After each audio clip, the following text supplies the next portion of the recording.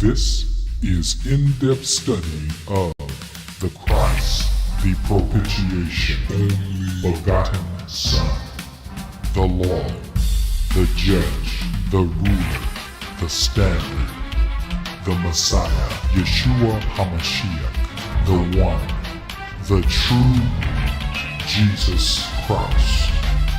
Here on Understanding the Bible Radio, On Screen Study, Facebook Live, YouTube Live, On Screen Study, Live, On Screen Undeniable Facts of Scripture. Understanding the Bible Radio, Ron Saxton here. I want to thank you guys for stopping in for another live study. Like it, share it, totally up to you. No tithing, no seed sowing, no Apple Pay, Cash App, Venmo, PayPal.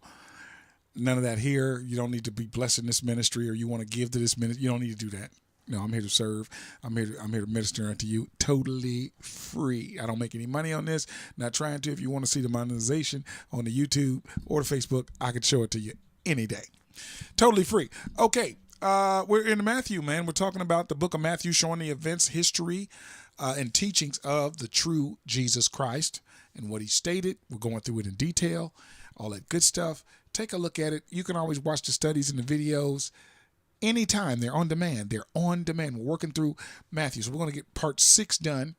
All right. And so we're going to continue with Matthew chapter 14 is where we are. Using the King James Bible or blueletterbible.org with the Strong's numbers box checked in my profile. Therefore, I get the Strong's numbers in the scriptures showing right here, which will give us definitions, which we'll look at as we go through the study live on screen. Okay, live on screen. So here we go. Matthew 14 and 1. I want to say hello to you guys. Say hello to me out there. I want to say hello to you. On the Facebook, hit the comments, hit the like button, whatever have you. Say hello to you and let you know that I appreciate you guys stopping in and studying with me. You have a desire to want to know the true deal. You're going to find it out right here at Understanding the Bible Radio. Okay. All right. So let's see. Verse 1. I'm going to start at verse 1 here. See, make sure all my screens are right. Hold on one second. Everything's showing good.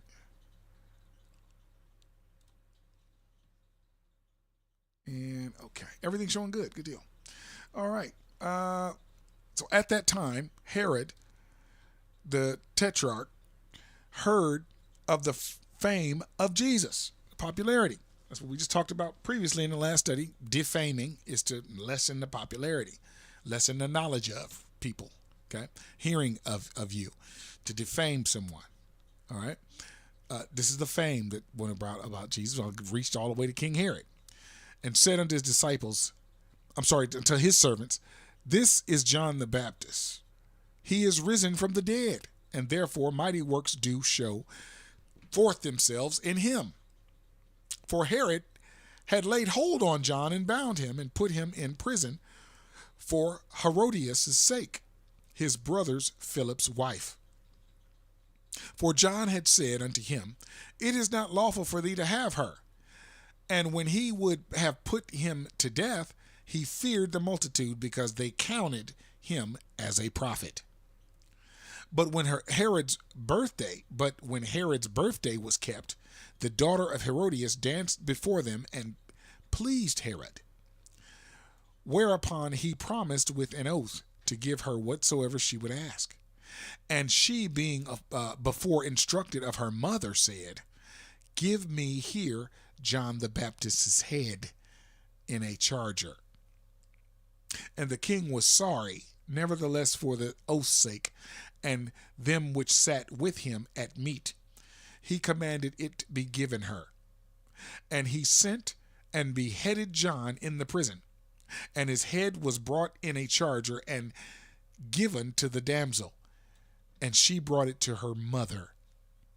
And his disciples came and took up the body and buried it, and went and told Jesus. When Jesus heard of it, he departed thence by ship into a desert place apart.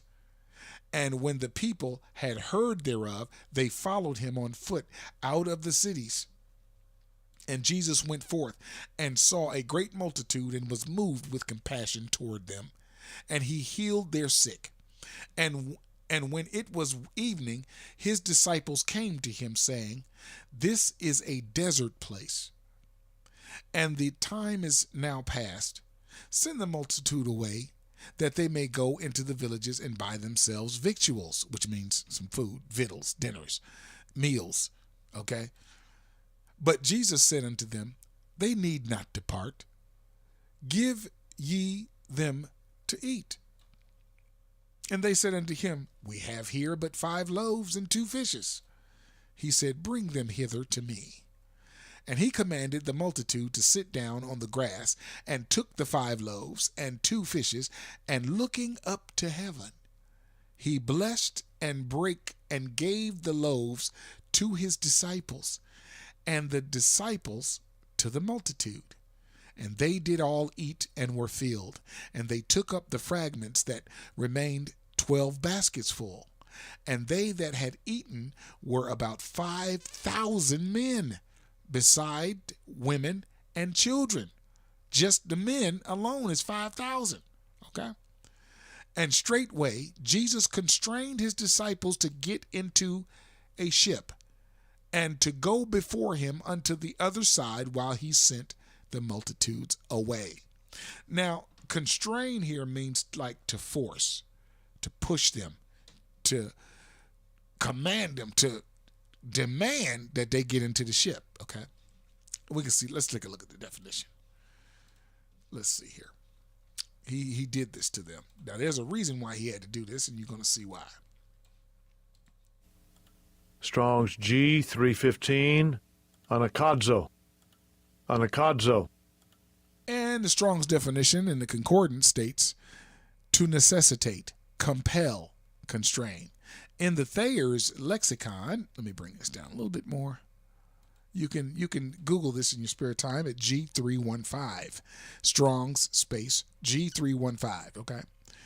And let's see, right here it says, to necessitate, compel, drive to, constrain, whether by force, threats, etc., or by persuasion, entreaties, etc., or by other means. Okay? So he's doing this, forcing them to get in, because they knew that the weather was not good. Okay? And you'll see this in a moment. And remember, Peter's a fisherman, and his brothers, that worked with him, they knew too. So anyway, and when he had sent the multitudes away, he went up into a mountain apart to pray. And when the evening was come, he was there alone. And now he went to the mountain. He told them to get into the ship, okay? But he went into the mountain. But the ship was now in the midst of the sea, tossed with waves, for the wind was contrary. And in the 4th watch of the night, Jesus went unto them walking on the sea. And when the disciples saw him walking on the sea, they were troubled, saying, "It is a spirit." And they cried out for fear. But straightway Jesus spoke unto them, saying, "Be of good cheer, it is I. Be not afraid." And Peter answered him and said, "Lord, if it be thou, bid me come unto thee on the water." And he said, "Come." And when Peter was come down out of the ship, he walked on the water to go to Jesus. But when he saw the wind boisterous, he was afraid. And beginning to sink, he cried, saying, "Lord, save me." And immediately Jesus stretched forth his hand and caught him, and said unto him, "O thou of little faith, wherefore did thou doubt?" See, the faith and the fear, they're opposite. Fear breeds doubt. Okay? Faith is strong conviction. That's something that you cannot be moved from. So have him increase your faith. Pray for that. If you need to, the true purpose, God, I just doubt whether it's, but increase my faith, strengthen my faith in it. I don't know why you would doubt the true purpose, the true information, the true Jesus Christ, because the things that those ministers have been teaching you for years evidently is not true. So there should be no more doubt. And when and when they were come unto the ship, the wind ceased. Then they that were in the ship came out and worshipped him, saying, of a truth, thou art the Son of God. I guess I'd say that too if I was in that ship and them big waves was coming up. You know how you show it in the movies, waves like 50 foot tall, you in the ship. Oh man, I'm about to die. And he calms it all down. Calms it all down, and you can get over to the other side, and then yes, you the one, Lord. You are the one. All right. And when they were gone over, they came into the land of Gennesaret. And when the men of that place had knowledge of him, they sent out unto all that country round about, and brought unto him all that were diseased. Get everybody, he's coming to us. The fame had already went. The fame.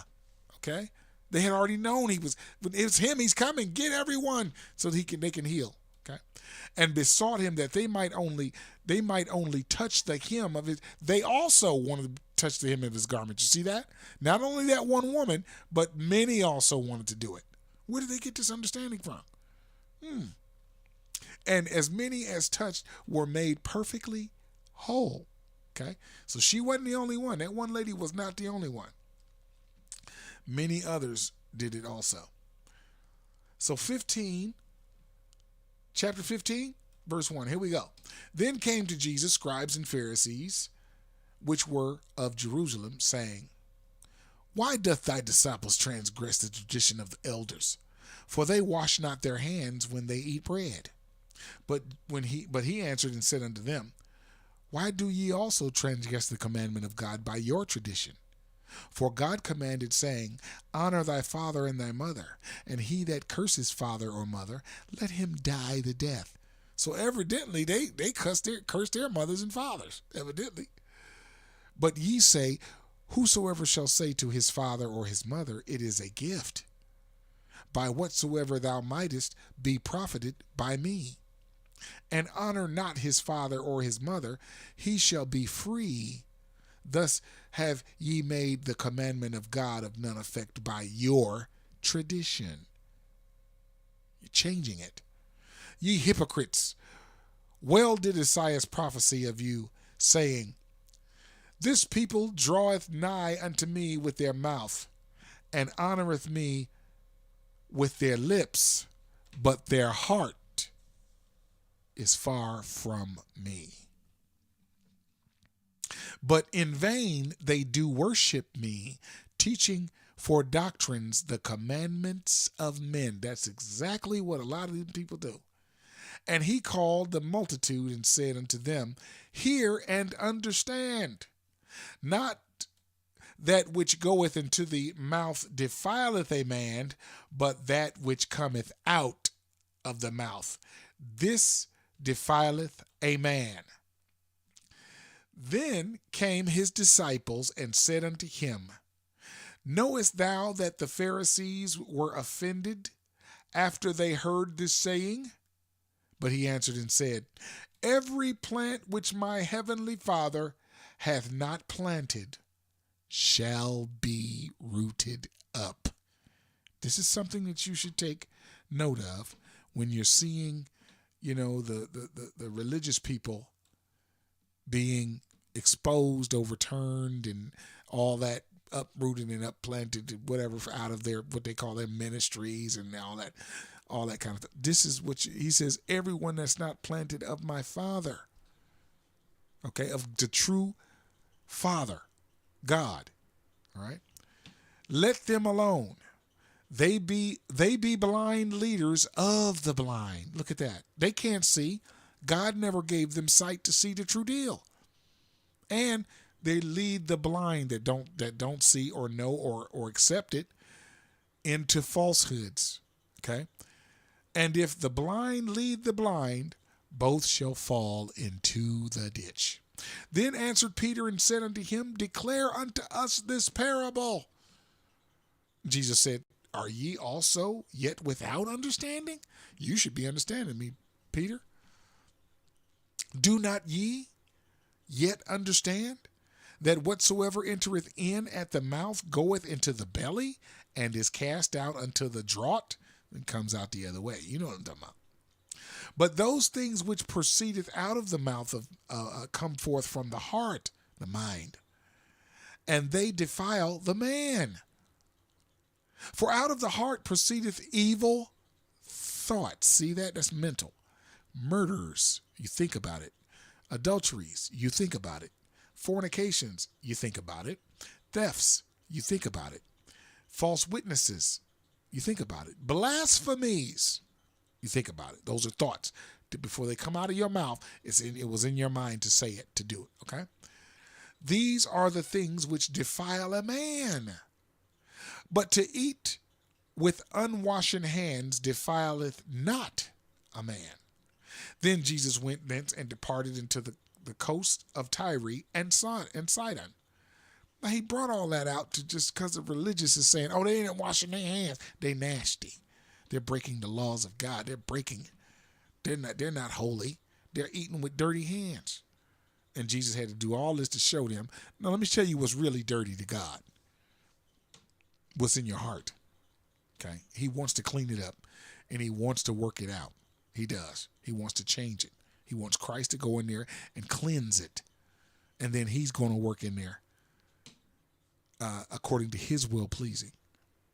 Work in you. That's Hebrews 13, 20 and 21. Okay? And behold, a woman of Canaan came out of the same coast and cried unto him, saying, have mercy on me, O Lord, thou son of David. My daughter is grievously vexed with a devil. But he answered her not a word. And his disciples came and besought him, saying, send her away, for she crieth after us. But he answered and said, I am not sent but unto the lost sheep of the house of Israel. Then came she and worshipped him, saying, Lord, help me. She still is coming. She won't stop.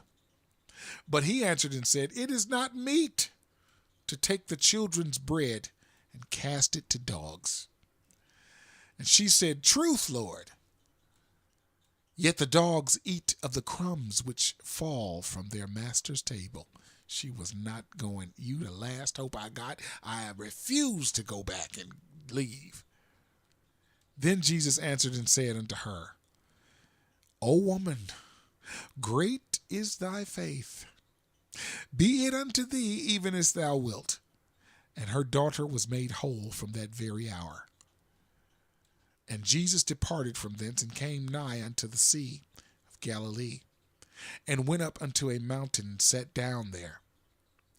And great multitudes came unto him, having with them those that were lame, blind, dumb, and maimed, and many others, and cast them down at Jesus' feet, and he healed them. Insomuch that the multitude wondered when they saw the dumb to speak, and the maimed and to be whole, the lame to walk, and the blind to see. And they glorified the God of Israel. Then Jesus called his disciples unto him and said, I have compassion on the multitude, because they continue with me now 3 days. It's been 3 days still hanging with me. And will have nothing to eat. And I will not send them away fasting, lest they faint in the way. And his disciples say unto him, whence should we have so much bread in the wilderness, as to fill so great a multitude? And Jesus saith unto them, how many loaves have ye? And they said, 7, and a few little fishes. And he commanded the multitude to sit down on the ground. And he took the 7 loaves and the fishes, and gave thanks, and brake them, and gave to his disciples, and to the disciples to the multitude. And they did all eat, and were filled, and they took up of the broken meat that was left 7 baskets full. Now this is the second time he's done this. Okay, it's not just once, it's the second time. And they that did eat were 4,000 men here this time, 4,000, beside women and children, just 4,000 men. there that they counted only, but not the women and children. So it was more than 4,000. Okay. And he sent away the multitudes and took ship and came unto the coast of Magdala. Okay. Matthew chapter 16. Okay, some good stuff here. The Pharisees also, with the Sadducees, came and tempting him, and desired him that he should show them a sign from heaven. And he answered and said unto them, when it is evening, ye say, it will be fair weather, for the sky is red. And in the morning, it will be foul weather today, for the sky is red and lowering. O ye hypocrites, can ye discern the face of the sky? But can ye not discern the signs of the times? A wicked and adulterous generation seeketh after a sign, and there shall no sign be given unto it, but the sign of the prophet Jonas. And he left them and departed. And when his disciples were come to the other side, they had forgotten to take bread. Then Jesus said unto them, take heed and beware of the leaven of the Pharisees and of the Sadducees. And they reasoned among themselves, saying, it is because we have taken no bread. Which when Jesus perceived, he said unto them, O ye of little faith, why reason ye among yourselves, because ye have brought no bread? Do ye not yet understand, neither remember the 5 loaves of the 5,000, and how many baskets ye took up? Neither the 7 loaves of the 4,000, and how many baskets ye took up? How is it that ye do not understand that I speak it not to you concerning bread, that ye should beware of the leaven of the Pharisees and of the Sadducees? He's talking about the deception. Let's take a look at leaven. Leaven is the G2219. Let's hear it. Strong's G 2219, Zume. Zume. Let's take a look at the Strong's Concordance first. Ferment, as if boiling up. Leaven. Okay, that's all Strong's has. Let's take a look at the Thayer's, and we'll go to Matthew 16. No.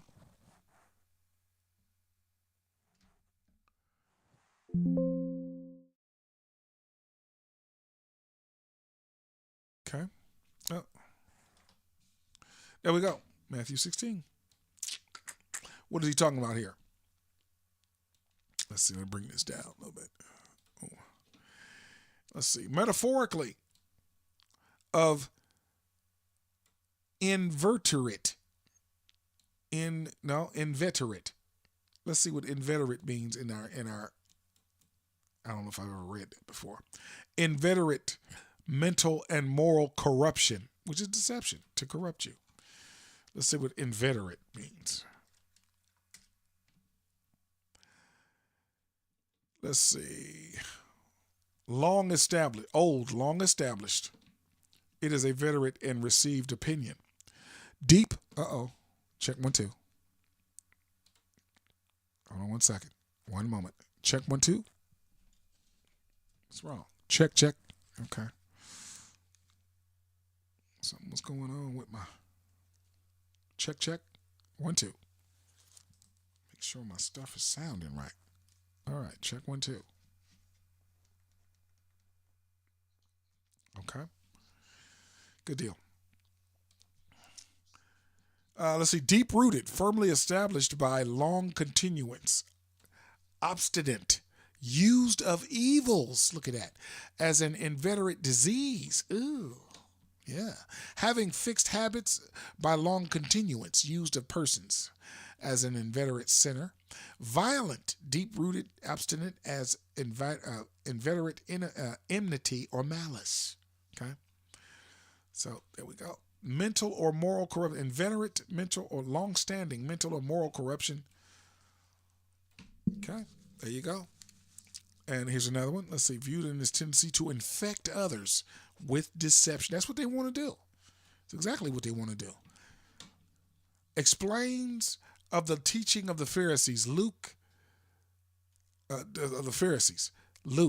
passages cited more correctly, definitely, of their hypocrisy. See that? Deceptive hypocrisies. Okay, it is applied to that which, though small in quantity, yet by its influence thoroughly pervades a thing, either in a good sense or in a parable. Okay,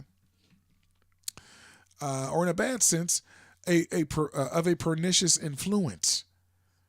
All right, a little leaven leaveneth the whole lump, which is used variously, according to the various things to which it is applied, namely a single sin corrupts a whole church, 1 Corinthians 5.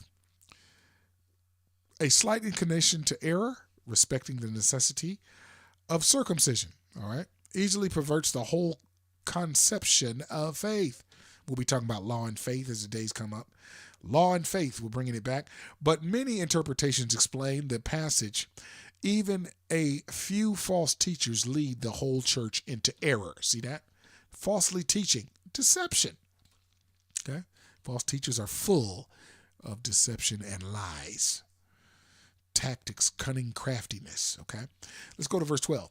Then understood they how that he bade them not beware of the leaven of bread, but of the doctrine, false teaching, of the Pharisees and Sadducees.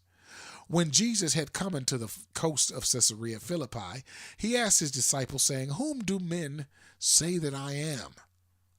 Say that the Son of Man am. They said, Some say that thou art John the Baptist, some Elias, others Jeremias, or one of the prophets. He saith unto them, But whom say ye that I am? And Simon Peter answered and said, Thou art the Christ, the Son of the living God.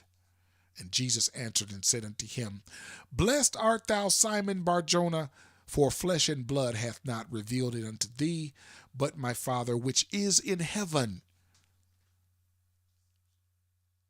See, the Father reveals to you who the true Jesus Christ is.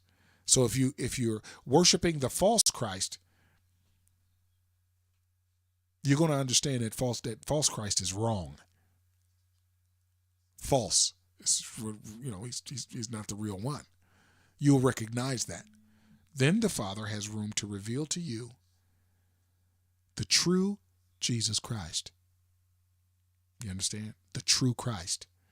Not the false one. You got to understand the false one is being presented and has been presented to us for decades, most of our lives. It's all the way even back when, they started speaking and teaching the fake Jesus, which is when Paul's time. That's why he wrote 2 Corinthians 11, that letter, the second letter to the Corinthians, 2 Corinthians 11. Another Jesus, not the true one, a different one. The one who's supposed to come and rescue all of the black people. Because the white people are of the devil and there's no white people to be saved. No, that's not the true Jesus Christ. So let's give it the one that's supposed to give you everything and to rescue you out of every situation and make sure every situation that you come about is correct. It is corrected. He makes the situation right. No, this Christ is not here to make every situation correct. He's here for a specific purpose, and that purpose is of the true God the Father. The new covenant in his blood that they never discuss and never talk about because they're presenting to you a different false purpose. 11 of teaching, 11 of deception, okay? That's what they're doing. So you got to know, and it goes on and on and on. They're waiting to deceive you. Believe me, okay? So there you go. It is revealed, the true Christ is revealed in you, inside of you, in your mind, by the Father, God the Father, the Most High God, okay? And I say, this is what Jesus said, I say unto thee, thou art Peter, and upon this rock I will build my church, and the gates of hell shall not prevail against it. Now, Christ never built a church up. He never made a church. And he wasn't pointing at a rock. This rock here means something that you need to know about. Yeah, I've talked about it before, but I'm going to remind you of it right now. This rock here is not a rock on the ground. It's not a brick. Strong's G 4073. Petra. Petra. Now, here in the Strong's Concordance is a mass of rock, literally or figuratively rock.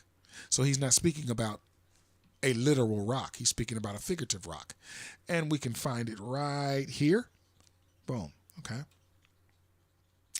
It says, a man like a rock by reason of his firmness and strength of soul. Okay.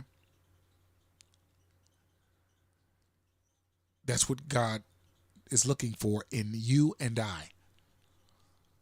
That you stand firm who the true Jesus Christ is.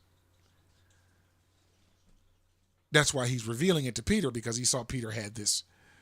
He was a man like a rock by reason of his firmness and strength of soul. And this is how Christ will build his collection of souls, which is church. Okay. You got to understand that. That's what he's talking about right here. Whomever the Father reveals who the true Jesus Christ is, Christ comes and he brings them to Christ. He then adds them to his collection. He begins to work, do the process of salvation. You will receive Spirit. Okay. And I will give unto thee the keys of the kingdom of heaven, and whatsoever thou shalt bind on earth shall be bound in heaven, and whatsoever thou shalt loose on earth shall be loosed in heaven. Now let's take a look at the keys to get information there on these keys so we can get more understanding in what he's saying there.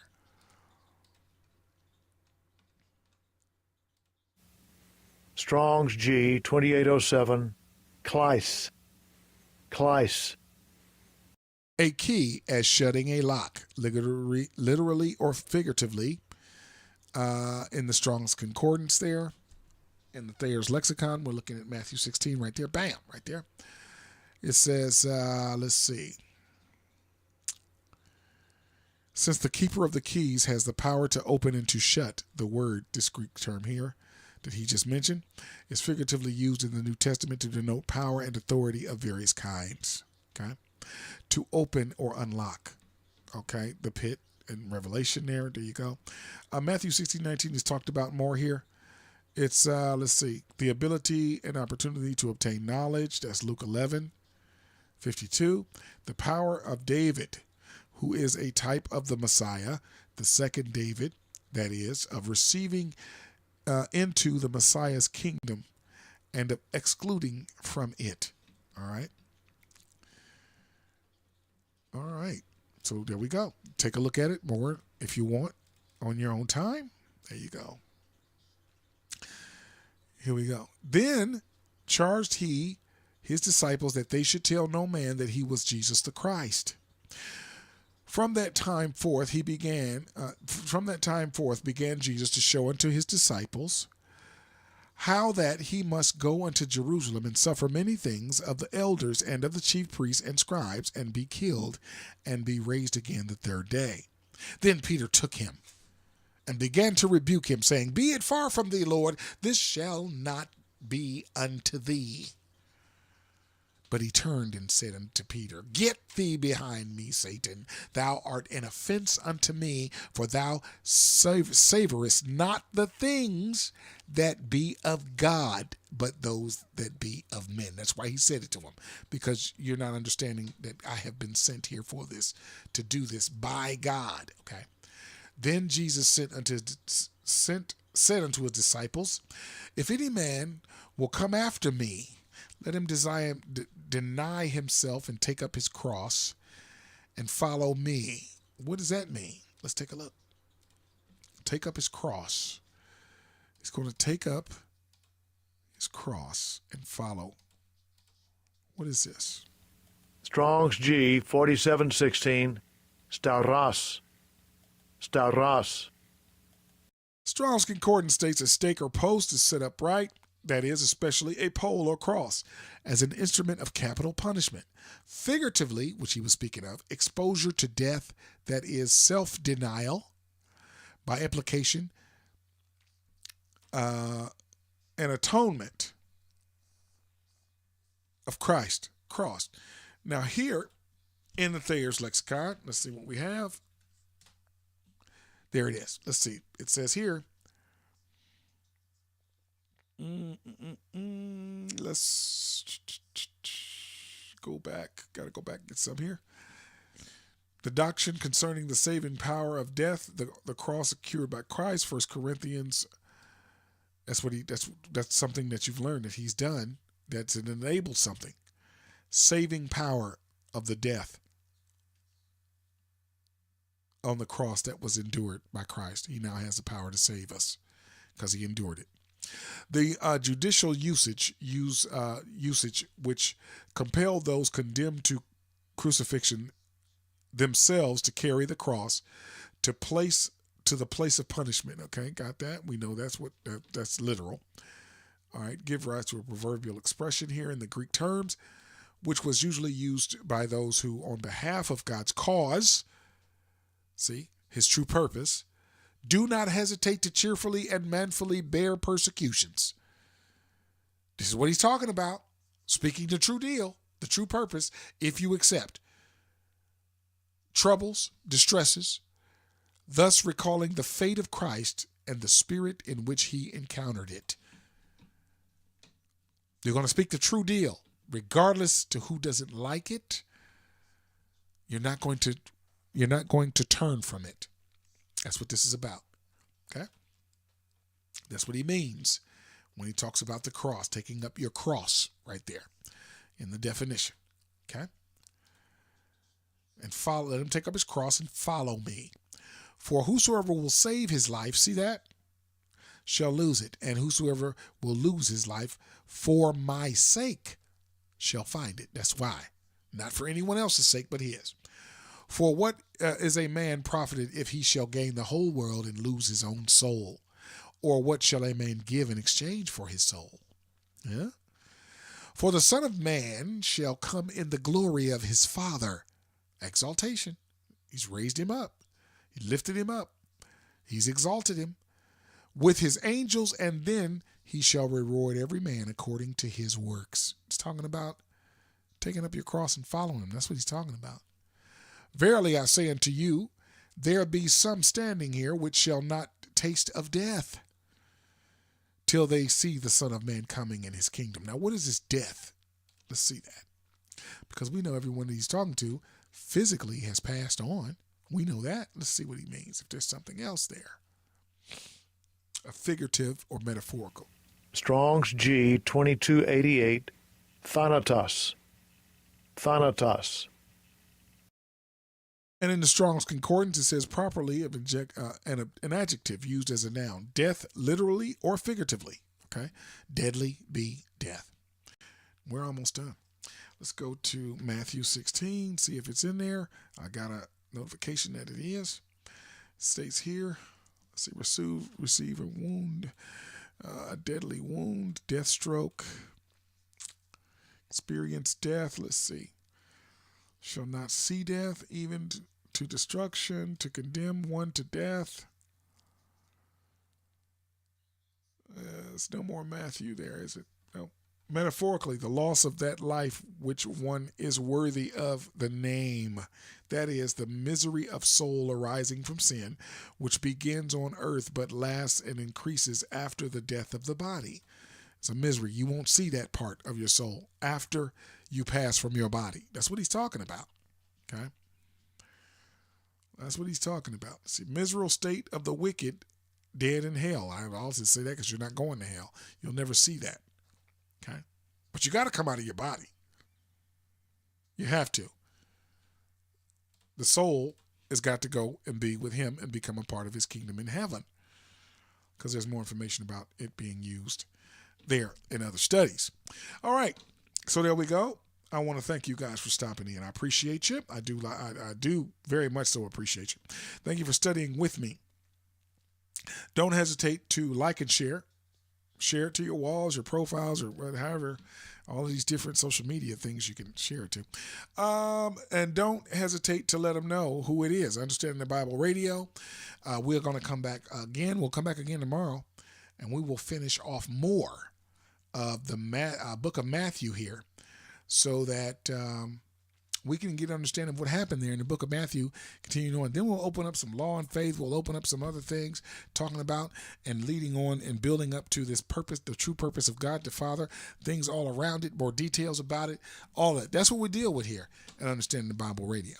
We're getting in there to showing that the scripture is really speaking about this purpose of God the Father, whom he sent, what he stated, what happened with him when he was here, what he's established and made known, available to us today, and what is coming.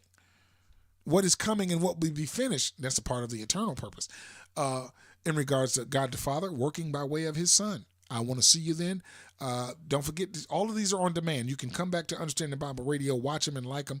Ron Saxon on the Facebook. Click the links. They're there all times. Scroll through the wall. See different things. We got playlists on the YouTube. All of that's there. It's all there for your learning. You can communicate with me by posting a message, sending me a message in Messenger, sending messages on the YouTube. Totally there for you. I want to hear from you. I thank you for stopping in. I'll see you guys again soon, as right here on Understanding the Bible Radio. Please allow us to extend our deepest thanks, our humblest appreciation, our greatest gratitude for your fellowship here with us, sharing the letter of the gospel, the ancient definitions of Scripture. This is Understanding the Bible.